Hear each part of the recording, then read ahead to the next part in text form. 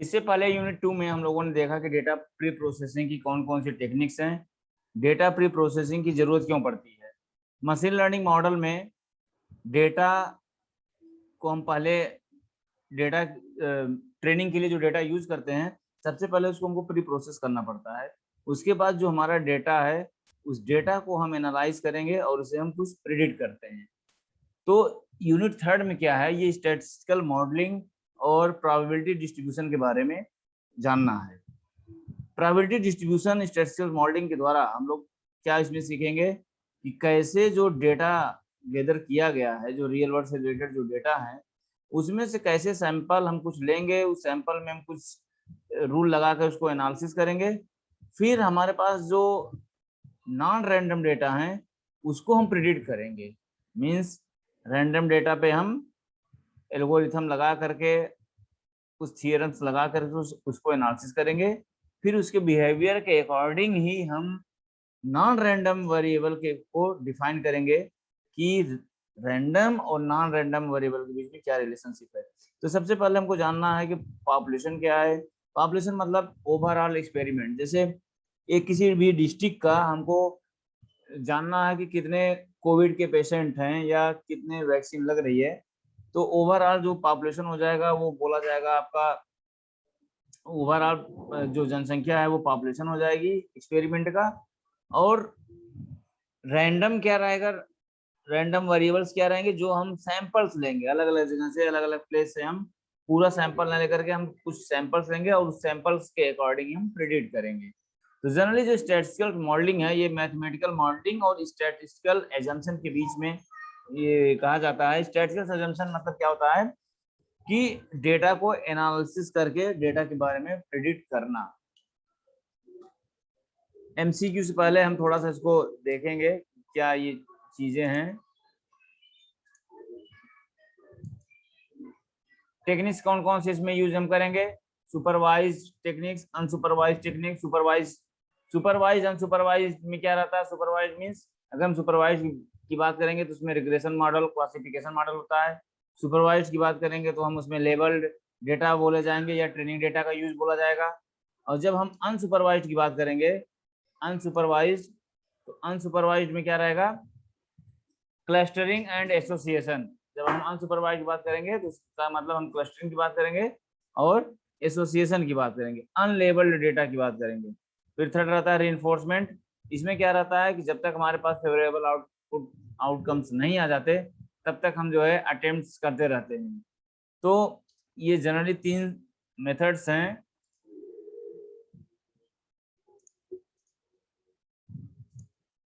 Types parametric, non parametric रहते हैं। Parametric distributions, parametric में क्या रहेंगे, जिसमें parameter finite numbers of parameters हो। नॉन पैरामीट्रिक में क्या रहता है, फ्लेक्सिबल और नॉन पैरामीटर, जो पैरामीटर्स हैं वो फ्लेक्सिबल रहते हैं और फिक्स्ड नहीं होते। जो सबसे हमारा इंपॉर्टेंट है वो है probability distribution. Probability distribution generally 2 प्रकार से होते हैं, discrete distribution and continuous distribution. Discrete distribution क्या होता है, जिसमें जो आउटकम्स हैं वो लगभग फिक्स हैं। मींस एक्स की वैल्यू फिक्स होगी, number of heads into tosses. Means x की वैल्यू जो है 0 1 2 एंड सो ऑन, ये फिक्स रहेगा। कंटिन्यूअस में क्या रहेगा, ये फिक्स नहीं रहेगा। जैसे x greater than 1 but less than 2, इसका मतलब x की वैल्यू जो है 1 से 2 के बीच में वेरी कर रही है, तो ये कंटिन्यूअस हो गया। लेकिन अगर x की वैल्यू 1 2 3 4 होगा तो क्या बोला जाएगा, डिस्क्रीट डिस्ट्रीब्यूशन। तो डिस्क्रीट डिस्ट्रीब्यूशन में क्या होता है, हम बाइनोमियल और पॉइजन का यूज करते हैं। कंटिन्यूअस में क्या है, हम नॉर्मल डिस्ट्रीब्यूशन का यूज करते हैं। तो बाइनोमियल की अगर हम बात करें तो बाइनोमियल में क्या रहेगा, n की साइज कम रहेगी, जो हमारा सैंपल स्पेस है n, वो हमारा क्या रहेगा, सैंपल साइज n फिक्स्ड रहेगा, इंडिपेंडेंट रहेगा। और इसमें 2 पॉसिबल आउटपुट्स आ सकते हैं, या सक्सेस या फेल्योर। और जो आउटपुट्स आएंगे वो टोटली इंडिपेंडेंट रहेंगे, मींस एक दूसरे पे डिपेंडेंट नहीं होंगे। NCR P की पावर R Q की पावर n-r फार्मूला है, जहां पे P क्या है, प्रोबेबिलिटी ऑफ सक्सेस है, Q क्या है, प्रोबेबिलिटी ऑफ फेल्योर है, R क्या है, number of success in n trials. Mean इसमें क्या होता है, n into P होता है। स्टैंडर्ड डेविएशन क्या है? अंडर रूट NPQ, और जो वेरिएंस है वो होता है NPQ, या वेरिएंस को हम क्या बोलते हैं? S square. हम चाहें तो ये भी बोल सकते हैं कि variance is equal to under root of standard deviation. कैसे हम जानेंगे कि बायनोमियल का यूज करना है, पॉइजन डिस्ट्रीब्यूशन का यूज करना है? अगर n की वैल्यू ज्यादा है तो हम पॉइजन यूज करेंगे, n की वैल्यू अगर कम है तो हम बायनोमियल यूज करेंगे। अगर मीन दिया है, एक्सपेक्टेशन, एवरेज, वेटेड एवरेज, ये सब दिया गया है तो आप पॉइजन डिस्ट्रीब्यूशन यूज करेंगे, अदरवाइज आप बायनोमियल का यूज करेंगे। एक चीज ध्यान देना है, हम चाहे पॉइजन डिस्ट्रीब्यूशन यूज करें चाहे नॉर्मल, आंसर जो है नियर अबाउट सेम ही आता है। और ये दोनों किस में यूज होते हैं? डिस्क्रीट में, मीन्स जहां x की वैल्यू फिक्स रहेगी। एग्जाम्पल है 60% of people who purchase sports car are man. अब यहाँ मैन क्या काउंटेबल है, इसको हम काउंट कर सकते हैं, इसकी वैल्यू भी कम है। 10 स्पोर्ट्स कार ओनर है जो रेंडमली सेलेक्ट किए जाते हैं, तो प्रोबेबिलिटी क्या चूज करिए को 7 ही हो। तो यहाँ x की वैल्यू 7 है, n की वैल्यू 10 है, तो हम उसको निकाल लेंगे। यहाँ पे भी हम देखते हैं a coin tossed 4 times, n की वैल्यू कम है, 4 ही है। Calculate the probability of obtaining more heads than tail. ये तभी हो सकता है, ये तभी हो सकता है जब x की वैल्यू 3 या 4 हो, मतलब मींस हेड जो है 3 हो या 4, तभी हो सकता है, अदरवाइज ये नहीं हो पाएगा। तो ये NCR P की पावर R माइनस Q की पावर N माइनस R से ये आ जाएगा। तो इस तरीके के एग्जांपल हैं जहां हम इसको बायनोमियल का यूज कर सकते हैं। फिर पॉइजन में मीन क्या रहता है? NP, variance VNP, means mean और वेरिएंस दोनों सेम रहेगा। Standard deviation under root of variance होता है, ये भी सेम है। इसमें क्या रहेगा? n की वैल्यू अगर लार्ज है तब हम पॉइजन का यूज करेंगे, लैम्डा दिया रहेगा। यहाँ ये फार्मूला है कि पावर माइनस लैम्डा, लैम्डा की power x upon factorial s, ये सब हम लोग प्रीवियस लेक्चर में इसको डिस्कस कर चुके हैं। क्योंकि हम लोग को MCQ देखना है तो इससे पहले हम एक समरी ग्रुप में इसको पढ़ ले रहे हैं, जहां पर ये पॉइजन का है। पॉइजन के बाद जैसे if the probability of an item failing is 0.001, यहाँ प्रोबेबिलिटी दिया हुआ है। What is the probability of 3 failing out of population of 2000? जब यहाँ 2000 वैल्यू ज्यादा है, n की वैल्यू ज्यादा है, इसलिए हम इसको पॉइजन का यूज करेंगे।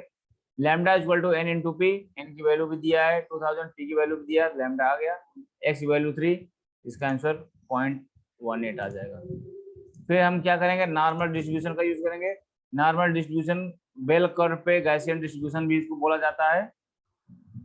अब इसमें हम क्या करेंगे? जो हमारा बेल कर्व है उसका जो मीन है, मीन से कितने जो है स्टैंडर्ड डेविएशन लेफ्ट और राइट में है, ये हम इसको एनालिसिस करते हैं। अगर हमारे पास मीन प्लस माइनस 1 है तो ये लगभग 68% एरिया कवर करेगा जो हमारा कर्व है उसका। प्लस माइनस 2 है तो 99.5, प्लस माइनस 3 अगर मीन है तो 99.7। और standard normal probability distribution case में मीन की वैल्यू 0 होती है और स्टैंडर्ड डेविएशन की वैल्यू 1 होती है।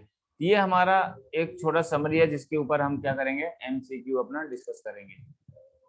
तो अब हम लोग देखते हैं MCQ, ये यूनिट 3 का है।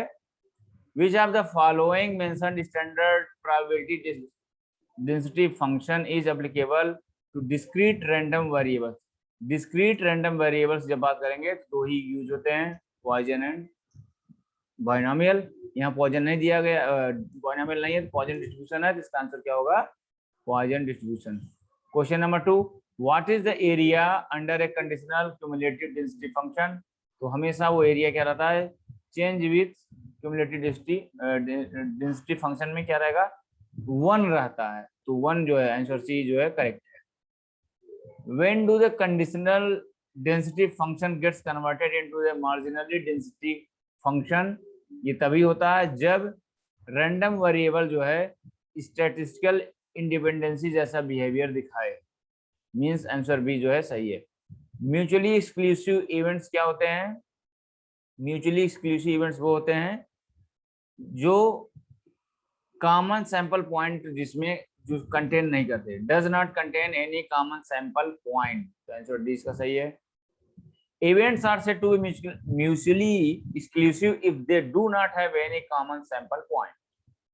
Question number 5, What would be the probability of an event G if H denotes its complement according to the axiom of the probability? ये होता है 1 minus PH means PG is equal to 1 minus PH. Answer जो है, क्योंकि PG plus PH 1 होता है, तो PG क्या हो जाएगा 1 minus PH means answer B is correct. A table with all possible value of a random variable and its corresponding probability is called probability distribution. इसमें टेबल यूज होती है, ध्यान देना है. A table with all possible, कभी कभी पूछ लेता है कि प्रोबेबिलिटी डिस्ट्रीब्यूशन में टेबल यूज होता है कि इक्वेशन यूज होता है कि ग्राफ यूज होता है, ये भी पूछ सकता है, तो आपको टेबल लिखना है. A table with all possible value of a random variable and its corresponding probabilities is called probability distribution. Answer D. A variable that can have assume any value between two given points is called a variable that can assume any value between two given points is called continuous random variable. जैसे x की value greater, if x is greater than 1 but less than 2 means x की value क्या हो रहा है, वो दो point के बीच में वेरी कर रहा है, तो ये कंटिन्यूअस रैंडम वेरिएबल. डिस्क्रीट नहीं हो सकता क्योंकि डिस्क्रीट में फिक्स रहता है. If a variable can certain integer value between two given points is called discrete. certain point है तो discrete, variable point है तो वो random. Expected value of discrete random variables is given by summation of px x px. Expected value of discrete random variable x is given by summation of x px. अब continuous की बात करेंगे तो integration of x px this. Integration summation रहेगा तो discrete, otherwise वो continuous की बात करेंगे तो integration of x P x. Out of the following values which one is not possible in probability. Probability में माइनस नहीं हो सकता, तो डी जो है सही है. P x not minus 0.5 means minus दिया है तो ये नहीं हो सकता, प्रोबेबिलिटी हमेशा 0 से ऊपर ही रहेगी. If E X 2 E Z 4 E Z minus is equal to 2. Okay. The experiment called Bernoulli process is used. Bernoulli कहाँ यूज होता है, हमेशा बाइनोमियल में. The experiment called Bernoulli process is used to represent which of the following probability distribution. तो binomial this. Which ये बहुत important है. Which of the following is not true for binomial experiment. ये इसमें कौन सा सत्य नहीं है. The experiment consists of sequence of unidentical trials. सही है. Two outcomes, success and failure are possible. ये भी सही है. The probability of success does not change with trial to trial. ये भी सही है. The trials are not independent. No, ये गलत है क्योंकि trials इसमें क्या होते हैं, independent होते हैं, dependent नहीं होते, independent. तो आंसर डी जो है ये सही है. In binomial distribution, the mean value is represented by NP. NP mean होता है. Which of the following distribution is referred law of improbable events. ये होता है Poisson. In case of Poisson distribution mean is equal to variance. Poisson में क्या था, mean जो है वेरिएंस के बराबर होता है. In which of the following distribution sampling is done without replacement. Hypergeometric. Hypergeometric में सैंपलिंग जो है विदाउट रिप्लेसमेंट होते हैं. In which of the following probability distribution skewness is 0. Normal में स्क्यूनेस क्या होता है, 0 होता है. In which of the following distribution mean, median and mode all are equal. Normal में. In binomial distribution formula of calculating standard deviation is. Standard deviation का formula under root NPQ square root of NPQ. Option C is correct. Mean of the binomial probability distribution is 857.6. Probability is 67%. The number of value of binomial distribution R n की value पूछा जा रहा है, तो आप इसको निकाल सकते हैं. NCR peak power R Q minus R, तो इससे ही आ जाएगा. Which of the following is not property of binomial distribution.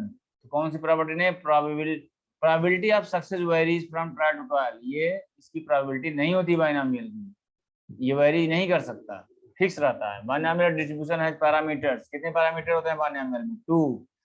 binomial distribution is symmetrical when P equal to Q. Each trial in binomial distribution has 2 outcomes. In a binomial probability distribution, it is impossible to find P x less than 0 means negative नहीं हो सकता। The mean of the binomial distribution is np।